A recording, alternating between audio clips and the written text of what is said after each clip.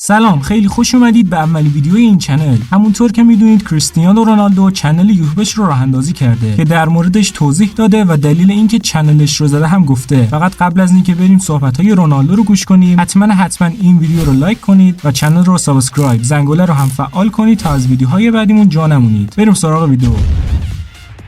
سلام بچه‌ها، من کریستیانو رونالدو هستم و همسرم جیو رو دعوت کردم. جیو، تو اولین کسی هستی که برای راه اندازی کانالم دعوتش کردم و میخوام که نظرت رو بشنوم. خب خودت میدونی که تو این سالها بهش زیاد فکر کردیم و حالا این فرصت پیش اومده که اون رو به واقعیت تبدیل کنیم و من خیلی هیجان زده و خوشحالم. این راه خوبیه که میتونم به طرفدار و مردم نزدیکتر باشم. با این همه سال فوتبال بازی کردن فکر میکنم که این یک پلتفرم ایدئال برای منه و بتونم کمی از زندگیمو با محتوایی که درست میکنم به اشتراک بذارم.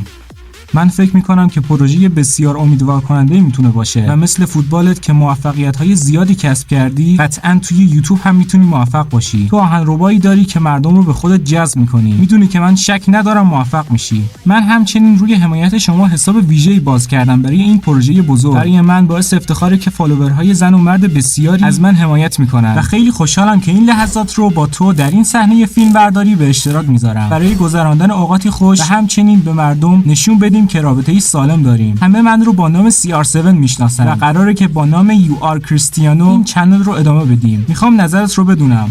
خب در واقع این اسم میتونه اسم مناسبی باشه، به خصوص که در پلتفرمی به نام یوتیوب داری فعالیت میکنی. خب من که خیلی خوشحال و هیجان زده‌ام. امیدوارم روزهای خوبی و با طرفداران در کنار هم دیگه بگذرونیم. مرسی که این ویدیو رو تا آخر تماشا کردی. لایک و کامنت و سابسکرایب یادتون نره و تا ویدیو بعدی خدا نگهدار.